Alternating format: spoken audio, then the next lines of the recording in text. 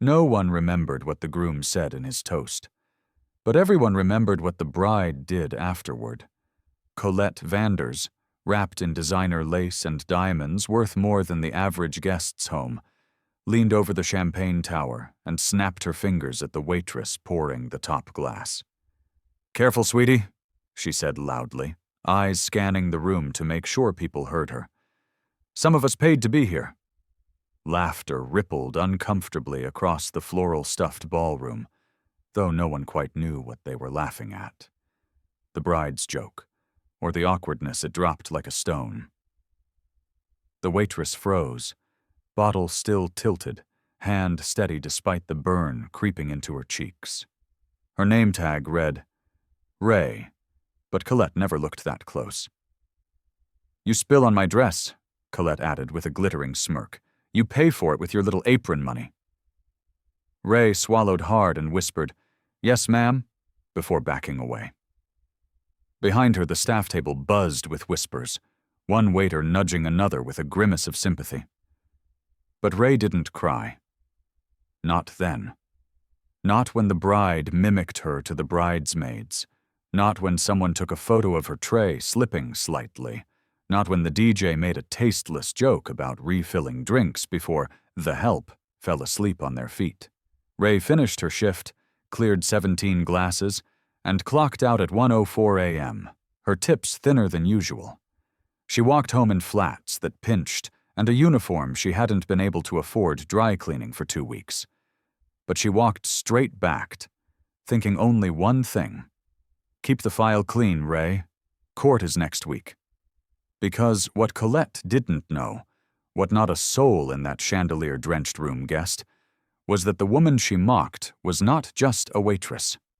Ray Winston was a third-year law student, weeks from passing the bar, already clerking under a civil rights attorney who specialized in wrongful termination and public discrimination. And Colette? Colette wasn't just rude.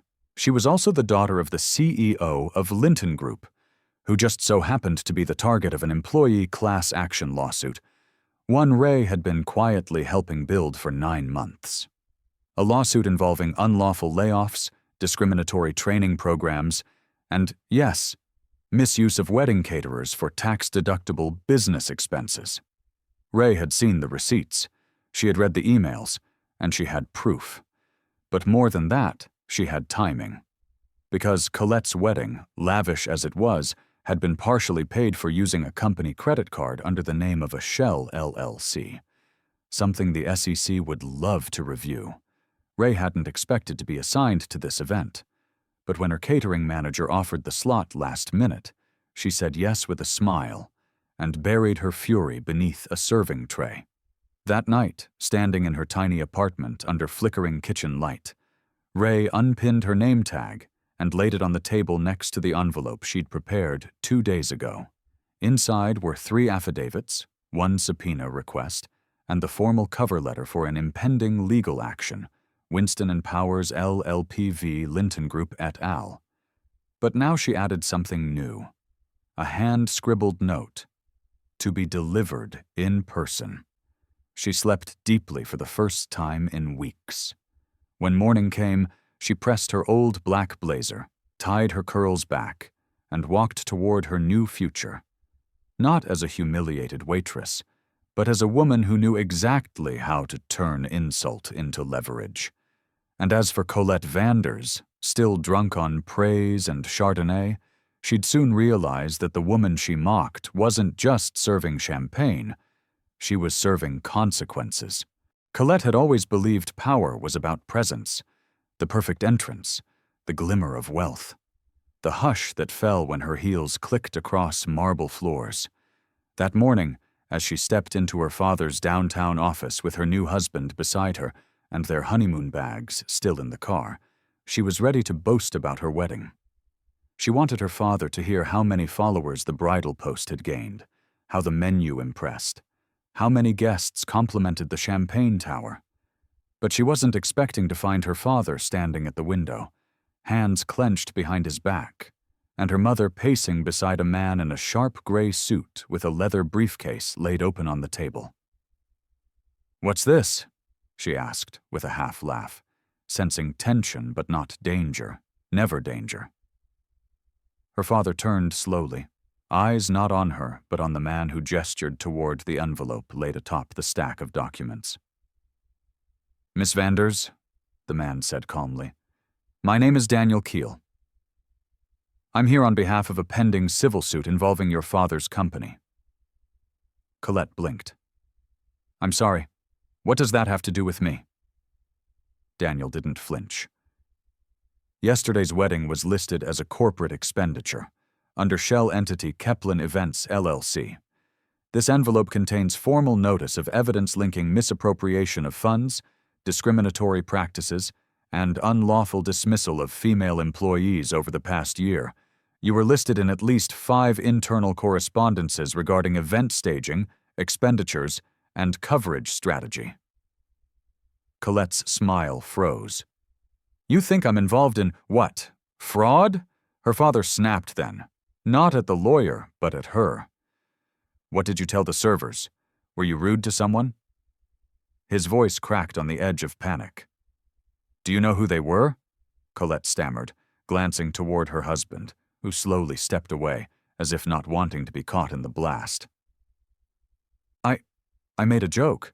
I mean, they're just servers." The silence that followed was worse than yelling. Daniel closed the briefcase calmly. "The server in question is Ray Winston. She's a legal clerk assisting our investigation, and her presence at the event was an unfortunate surprise for you, but a fortunate one for justice." Colette's mother sat down hard. Her father lowered himself into a chair and whispered, "She was there. She saw everything." Colette's skin crawled. Suddenly, the jokes weren't clever. The mimicked voice wasn't funny. The photos, the mocking gestures, the laughter, they were all weapons she had handed over unwittingly to someone far smarter than she'd assumed. Her father stared at the carpet and said, "You've just handed them motive and malice on a silver platter." Colette opened her mouth, then closed it. What could she say? That she was spoiled, not malicious? That she didn't mean it, even though she'd loved the sound of people laughing with her at someone beneath her? But the courtroom wouldn't care about intention, only about pattern. And Ray, with her quiet poise and sharp legal mind, had not just seen Colette's behavior, she'd documented it. The laughter, the remarks, the abuse of power, all now woven into a story the jury wouldn't forget. Colette's hands shook slightly as she reached for the envelope, but her father slapped his palm down on it first. "You don't speak to anyone, not press, not friends, not social." Then to Daniel, "You'll get a formal response through our attorneys." Daniel nodded and left, silent but purposeful. The moment the door closed, Colette finally broke. "She baited me!" she shouted. "She wanted me to react!" But even she didn't believe that. She'd humiliated someone because she thought she could. She'd stepped on someone assuming they had no voice. And now that voice was calling for justice. Her mother didn't say a word. Her husband checked his phone. Her father just shook his head and said, "You mocked the wrong woman, Colette. And now we all pay for it." Ray didn't enjoy revenge. That's what people never understood. They thought her poised silence in the courtroom or the precision of her filings came from some dark need to punish. But it didn't. Ray Winston had been raised by a woman who taught her that dignity was its own language, and that justice, real justice, wasn't loud. It was surgical. The morning after delivering the envelope to Linton Group's counsel, Ray sat at her tiny desk in the shared office she used at Winston & Powers, LLP, reviewing deposition schedules and finalizing summaries for the class action complaint. Her inbox had exploded overnight. Calls from the press, anonymous threats, and even an email from someone claiming to be Colette's PR agent, begging for a meeting to clear up the misunderstanding. Ray archived them all. There would be no distraction. This wasn't just about a wedding or a rude comment. It was about the dozens of women Ray had interviewed over the past 8 months. Mothers laid off without cause, women passed over for promotions in favor of junior male hires, and one trans woman whose firing had been masked under culture fit. Ray remembered their stories. She carried their words like bricks in her chest. She moved carefully, methodically, because she knew the burden of being underestimated. That was her greatest advantage. People like Colette, like her father, never saw her coming until she was already in front of a judge. Across town, the Linton Group scrambled. Their legal team tried to spin narratives, redact memos, and flood the discovery process with noise. But Ray had already anticipated their moves. She preemptively filed protections for key witnesses, froze financial disclosures tied to event budgets, and scheduled a meeting with the State Ethics Board regarding Kaplan events. Every step she took was precise, and behind it all was a calm storm she never let show. At night, she walked home past the same bakery she'd stopped by as a child with her mother. Now closed, another casualty of corporate price hikes and gentrification. She stood there once, watching the darkness behind its windows, and whispered, "We're not invisible anymore." She wasn't doing this just for the lawsuit. She was doing this for every time she'd been called sweetie, for every job she'd worked where tips were withheld or hands wandered too close. She was doing it for the girl she'd been at 16, balancing school books and plates of pasta just to keep the lights on. And oddly, she felt calm. Even when a news crew tried to ambush her the next day, asking if she had a vendetta against the Vanders family, Ray simply smiled and said, "I believe in accountability," and walked on. Her boss, Marlene Powers, who had been mentoring her for a year now, pulled her aside that evening and said, "You're doing this better than most lawyers twice your age." Ray didn't smile. "I just want the truth to stick." Marlene nodded. "It will. Especially when it walks into court wearing heels and carrying case law thicker than their egos." Ray didn't respond to that either. She didn't need to. She was already thinking 3 moves ahead, about witness prep, about the judge assigned, about Colette's potential social media meltdown that could further bolster the claim of public bias. This wasn't a grudge. It was a blueprint. And Ray had every intention of building something that would stand longer than any glass tower Linton Group ever funded. When the interview request first came in, Ray nearly dismissed it.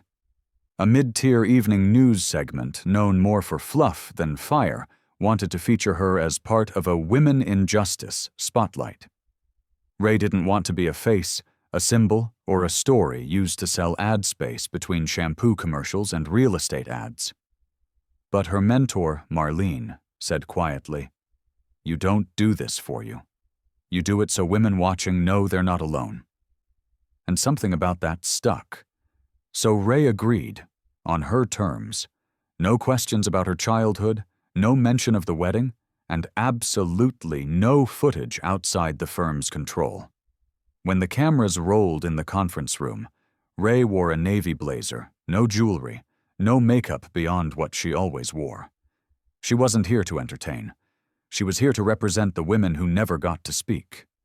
The interviewer, a kind-eyed woman named Patrice, didn't push. "Why law?" she asked.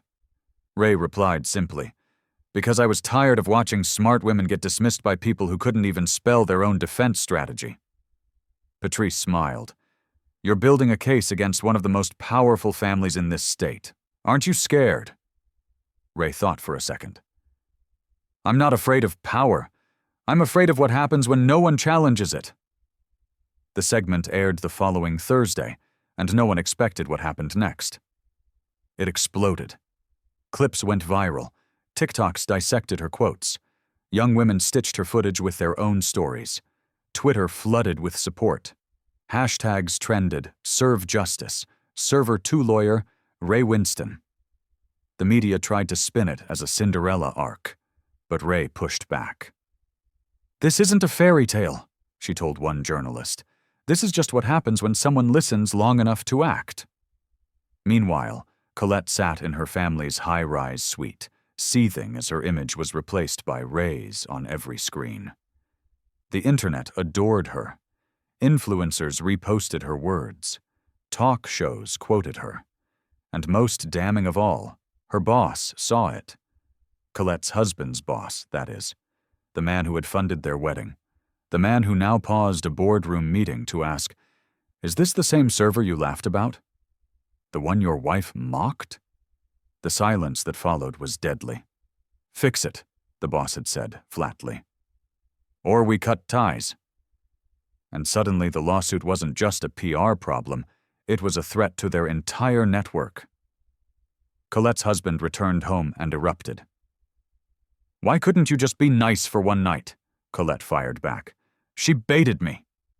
"No," he said coldly. "You exposed yourself." Ray, meanwhile, continued working, ignoring the fame storm brewing around her. She still walked to work, still prepped documents, still met with clients, some now flying in from other states, inspired by her story. Her work wasn't done. But something had changed. For the first time, Ray didn't feel invisible. And that visibility, she realized, was its own kind of armor. Even if the trial didn't go her way, even if the court buried the truth beneath procedure and wealth, the world had already seen. And sometimes, the court of public conscience was more powerful than any jury. Colette Vander had never known what it meant to be truly ignored, until now. The woman who once snapped her fingers at servers, who corrected people's grammar at parties with a grin, was now the subject of whispered jokes, silent rooms, and slow email replies. Her inbox, once a steady stream of congratulations and invitations, now thudded with cold requests for explanations and warnings from the family firm's advisors. Her father, stoic, calculating, had stopped calling. Her husband avoided her eyes during breakfast. Even her stylist rescheduled 3 times, citing travel. But it wasn't the silence that scared her. It was the unfamiliar loss of control. For the first time in her adult life, Colette couldn't shape the narrative. The world had chosen Ray. And worse, Ray hadn't even tried. She hadn't called a press conference. She hadn't posted a single selfie. She just sat in that navy blazer and spoke like she had nothing left to prove. The rage that built inside Colette was volcanic, but there was no release. Behind closed doors, she paced like an animal, cycling between breakdowns and rehearsed interviews she would never give. "You don't understand," she snapped once at her husband. "I was protecting the brand, our event, our image. That waitress brought her attitude into a sacred space." He didn't respond. He just walked out, grabbing his jacket like the air had turned toxic. Alone, Colette sank onto the leather ottoman in their guest room and stared at the wedding photos still framed on the bookshelf. The dress, the cake, the hand-cut calligraphy menus. None of it meant anything now. Every comment online made her wedding into a parody. Every clip of Ray another nail in the coffin of her image. "It was a joke," she whispered to herself more than once.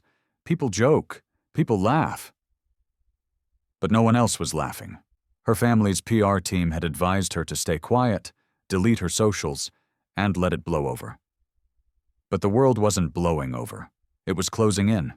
Even when she tried to play victim, leaking carefully staged tears to a gossip columnist, the headline was brutal.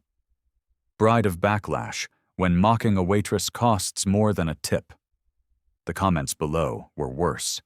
They didn't just hate her, they enjoyed hating her. She became a symbol, and not the kind she wanted. Meanwhile, Ray's face was now being printed on posters for Women in Law seminars. A scholarship had been created in her name. And Colette?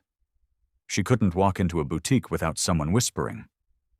She couldn't host a dinner without one guest accidentally bringing up the lawsuit. The very people she once dismissed were now shaping the air she breathed. She wasn't just disliked.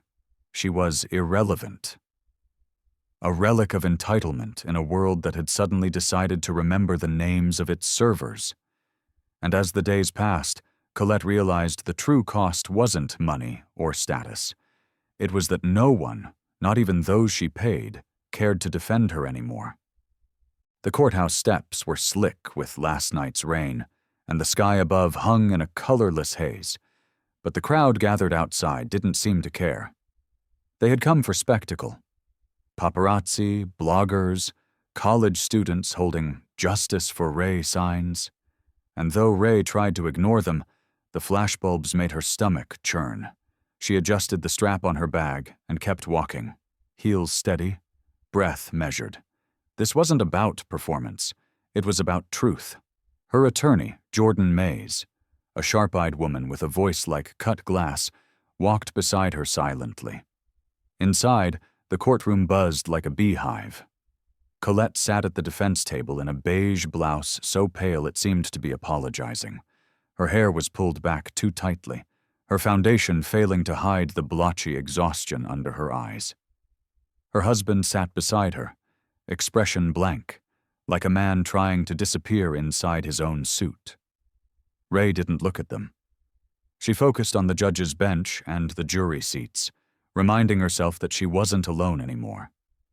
She'd read every comment, every message of support, every story shared by women who had swallowed similar humiliations and kept serving anyway. This case wasn't just hers.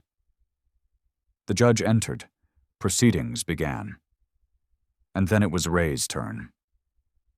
She stood at the witness box, hands folded, and met the gaze of each juror without blinking. "I'm not here because of a broken plate or a spilled drink," she said clearly. "I'm here because I was humiliated, degraded, and dismissed in a room where everyone pretended cruelty was part of celebration." The courtroom held its breath. "They say I brought attitude," she continued, "but what I brought was a request for respect. And for that, I was laughed at, whispered about, and handed a lawsuit warning I should have expected it." Across the room, Colette shifted uncomfortably. Her defense team scribbled notes, but their faces already showed doubt. Ray spoke for 15 minutes, each sentence measured, grounded in dates, facts, and quiet, emotional truth. When she finished, even the stenographer looked stunned. The defense tried to rattle her, asked if she'd had previous jobs where she'd been difficult. Ray smiled. "Yes, I once corrected a customer who thought filet mignon came with ketchup." The gallery chuckled. The judge tapped his gavel gently but didn't reprimand her. When Colette was called to the stand, the energy shifted. Her voice trembled, not with sorrow but with fear. "It was just a joke," she said. "I didn't mean to offend." But when pressed, she couldn't remember the name of Ray's restaurant, the layout of the venue, or even the details of what she'd said. "I don't recall," became her refrain. Ray sat quietly as the jury watched a woman unravel not from pressure, but from hollowness. By the end of the day, everyone knew. This wasn't a case about money, it was about dignity. And only one of them had shown any. The letter arrived 2 days after her testimony, tucked inside a plain white envelope with no return address. Ray almost threw it away, thinking it was more courtroom mail or another journalist pretending to care. But something about the handwriting stopped her. Clean, confident, and oddly familiar. She opened it while standing at her kitchen counter, surrounded by unopened bills and half-washed dishes. The first line made her sit down. "You don't know me, but I saw what they did to you." Her fingers tightened around the page as she read on. The writer introduced himself as Daniel Ellison, a corporate litigator who had been in the gallery that day. Not because he had a case in that courthouse, but because a friend had told him to watch the Waitress story. He admitted he'd only gone out of morbid curiosity. But what he saw, he wrote, wasn't a viral moment. It was courage wrapped in dignity. Ray blinked hard. The letter continued. "People like her think they own the table, but you reminded everyone that the person pouring water sees everything. Daniel went on to confess he had once been married to someone not unlike the bride, a woman who prized image over truth, who saw kindness as weakness. His divorce had cost him millions but bought him back his soul. You reminded me why I left, he wrote, and why I still believe good people can change rooms just by walking in. Ray reread that line 3 times. Toward the end, the tone shifted. Daniel mentioned he'd followed her story online, seen the fundraiser started by a former co-worker, and had donated not because she needed charity, but because, in his words, the system doesn't always reward grace, so some of us have to. Then came the sentence that made her press the paper to her chest.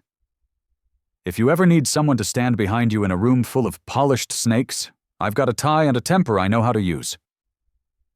Ray laughed aloud, the first real laugh in weeks. It was bold, it was strange, and it was exactly what she needed. At the bottom, instead of a phone number or email, he'd written simply, I'll be at the same bench outside courtroom 6A next Thursday. I'll bring coffee. You bring the truth. Ray folded the letter carefully, her mind a blur of disbelief and something warmer. Not love. Not yet. But possibility. The kind that doesn't come in headlines or settlements, but in unexpected words on quiet paper. She didn't know if she'd go. But for the first time since that awful wedding, she wanted to. Thursday came quietly, wrapped in the smell of early spring, and a nervous ache Ray couldn't explain away. She told herself she was only going to be polite, to thank the man who'd written the letter. But as she dressed, she realized she cared about what she wore. Not in the way Colette had, expensive, showy, performative, but in the way someone does when they want to be fully seen and still liked.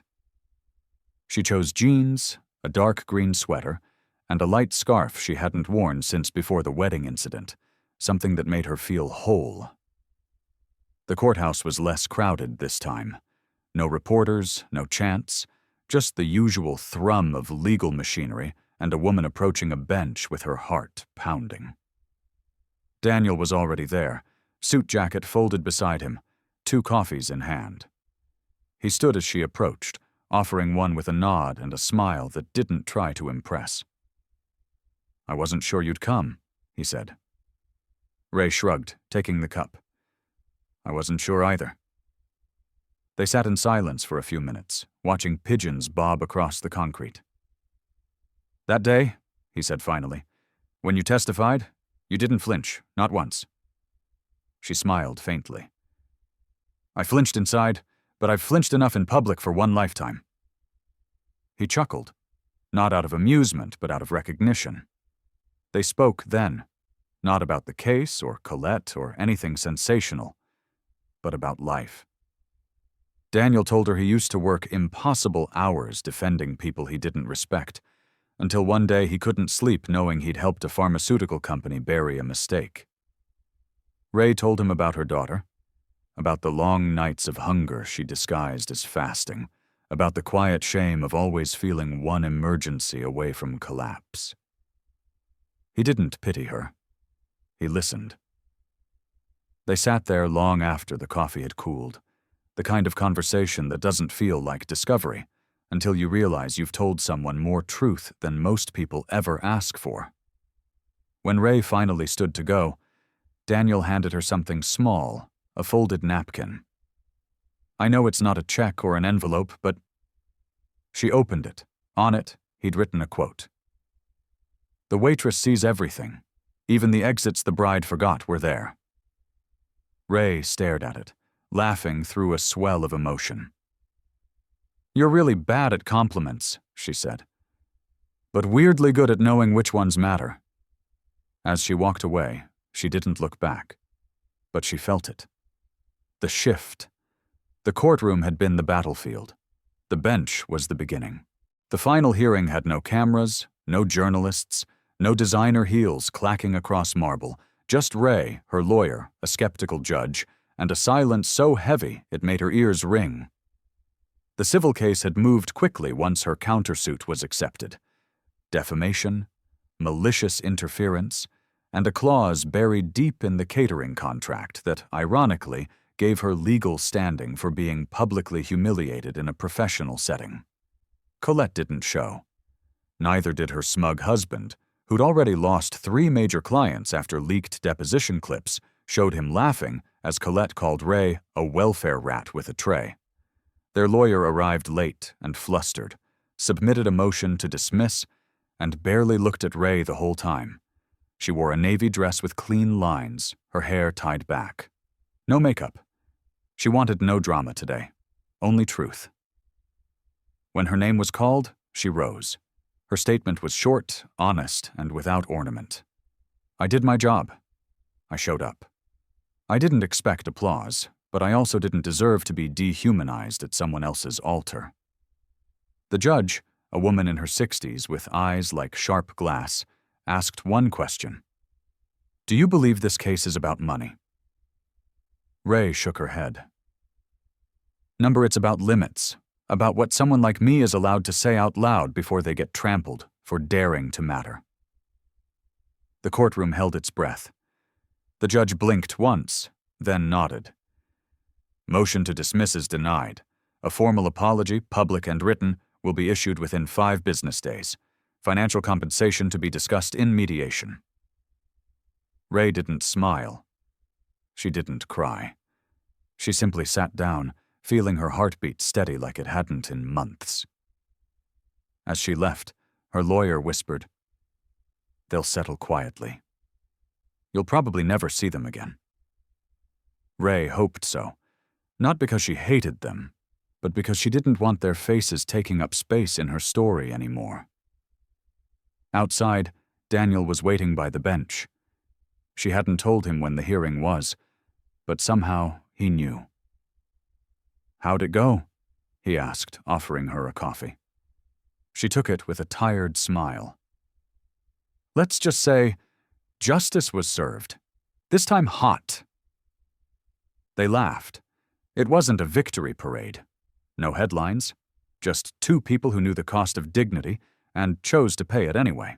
6 months later, Ray stood on the polished marble steps of a downtown building she'd never imagined entering, let alone being honored inside. The gala was a fundraiser for legal aid services, and she wasn't there to serve canapes. She was the keynote speaker. Somewhere between the courtroom and now, her story had become more than viral content. It had become proof of how quiet people could shift culture, how a waitress with nothing could hold the powerful accountable without screaming. Ray had turned down interviews, book deals, even a reality show offer. But she said yes to this because it meant something, because someone like her had never stood at that podium. Her speech was short, humble, and steady. "When I stood in that courtroom," she told the crowd, "I didn't ask for justice. I asked for a fair hearing. I got both. But more importantly, I realized something I'd forgotten. I'm allowed to take up space.